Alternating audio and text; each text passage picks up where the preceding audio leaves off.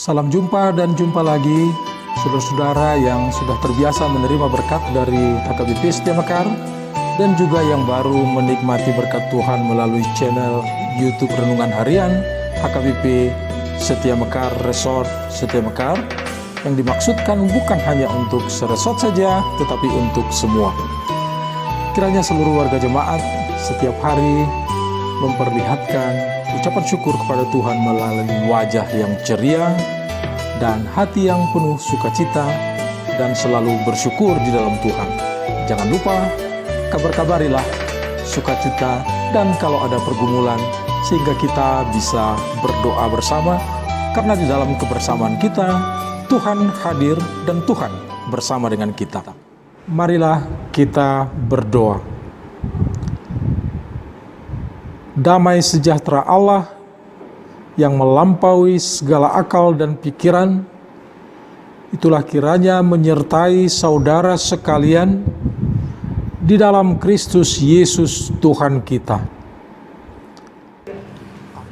Selamat pagi saudara-saudaraku, salam jumpa dan jumpa lagi. Perjumpaan di dalam firman Tuhan, Yesaya 40 ayat 10, yang akan dibacakan oleh Sintua Adianto P. Simamora. Ayat renungan hari ini, Senin 13 Desember 2021, tertulis pada Yesaya 40 ayat 10. Demikian firman Tuhan. Lihat, itu Tuhan Allah. Ia datang dengan kekuatan dan dengan tangannya ia berkuasa. Lihat, mereka yang menjadi upah jerih payahnya ada bersama-sama dia, dan mereka yang diperolehnya berjalan di hadapannya. Demikianlah firman Tuhan. Berbahagialah orang yang mendengarkan firman Tuhan serta memeliharanya. Amin. Itulah firman Tuhan, saudara-saudara. Menyangkut firman Tuhan ini, ada pertanyaan dari saudari Putri Martina Togatoro. Terima kasih atas firman Tuhan yang telah dibacakan oleh Amang Sintua. Di sini saya punya pertanyaan, apakah peristiwa kedatangan Tuhan seperti pada masa pembuangan juga merupakan seperti peristiwa pada masa kini? Kalau memang demikian, bagaimana kita mengenalinya? Terima kasih.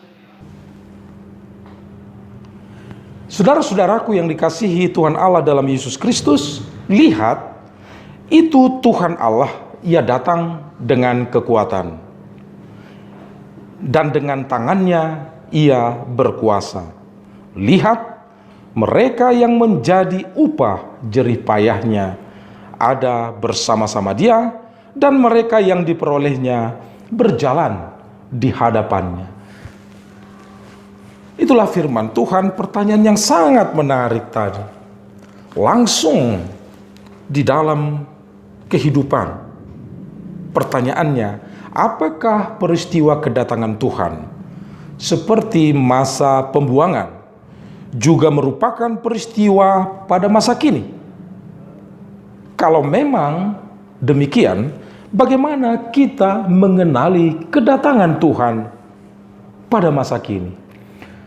Saudara-saudaraku yang dikasihi Tuhan Allah, bahwa orang-orang yang dipanggil oleh Tuhan merupakan jerih payah Tuhan, itu akan jalan bersama-sama dengan dia di dalam arak-arakan dan berjalan di depan dia, dan dia akan menopang, mendukung anak-anaknya yang menerima, percaya dan bergantung kepadanya. Persoalannya, pertanyaan tadi adalah, bagaimana kita memahami kedatangan Tuhan yang dimaksudkan dalam Yesaya, di mana umat berjalan bersama-sama dengan Tuhan, keluar dari pembuangan, dan itu akan terjadi dipimpin oleh Tuhan. Bagaimana itu kita hayati pada masa kini? Saudara-saudara, tentu kita tidak melihat dengan kasat mata yang dimaksud Tuhan datang dan akan bersama-sama dengan kita di dalam segala perjalanan hidup, di dalam segala pergumulan hidup.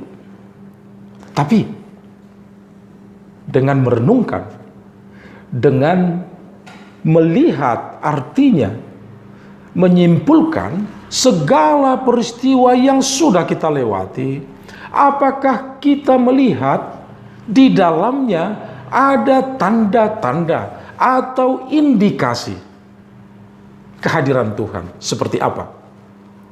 Berbagai bentuk peristiwa yang kita hadapi di dalam kehidupan semua bisa terjadi, tetapi indikasi damai sejahtera, seperti renungan pada 1 minggu lalu, bahwa kemegahan rumah ibadat, kemegahan gereja bukan pada bangunan, tapi pada kehadiran Allah. Oleh karena itu, apakah gereja harus megah? Jawabnya ya, karena Tuhan hadir. Dengan itu, kita menghadirkan damai sejahtera, mengalirkan damai sejahtera untuk kehidupan kita dan kehidupan di luar gereja, untuk dunia ini. Dan itu indikasi bahwa Tuhan datang, Tuhan hadir, dan Tuhan berjalan bersama-sama dengan kita. Hanya sayangnya, di dalam perjalanan hidup kita, di dalam pergumulan-pergumulan yang kita sedang hadapi, kita sering menilai hanya dari sisi atau aspek yang tidak menyenangkan. Padahal di dalam aspek-aspek hal-hal yang tidak menyenangkan itu pun kita bisa melihat akhirnya semua akan baik. Toh banyak yang sudah kita lewati, yang tadinya kita lihat tidak menyenangkan, tetapi akhirnya membuahkan kebaikan. Itu indikasi buat kita bahwa Tuhan datang, Dia hadir, dan Dia mau berjalan dengan kita hasil jerih payahnya. Oleh karena itu saudara, untuk sampai kepada kesimpulan bahwa di dalam peristiwa yang kita hadapi, peristiwa apapun, bahwa Tuhan senantiasa hadir di dalam segala perkara untuk memenangkan kita di dalam segala pergumulan itu. Untuk itu butuh latihan. Seperti apa latihannya? Latihan tenang, latihan merenungkan, dan latihan mengkomunikasikan pergumulan itu kepada Tuhan. Barulah nanti Roh Kudus akan bekerja dan Dia akan mencerahkan pikiran dan hati kita sehingga kita dimampukan menerobos kabut yang membuat mata kita gelap, yang membuat mata hati kita tumpul sehingga menjadi tajam melampaui segala pergumulan yang sedang terjadi. Kita melihat rencana Tuhan tetap berjalan di dalamnya. Itu kabar gembira buat kita saudara. Oleh karena itu dalam segala pergumulan kita, tetaplah tenang, komunikasikan kepada Tuhan, dan itulah yang terpenting. Tetap berkomunikasi dengan Tuhan dalam segala pergumulan, karena dalam segala pergumulan Dia selalu hadir. Tuhan. Saudara-saudaraku yang dikasihi Tuhan Yesus Kristus, kita sudah mendengarkan firman Tuhan yang luar biasa.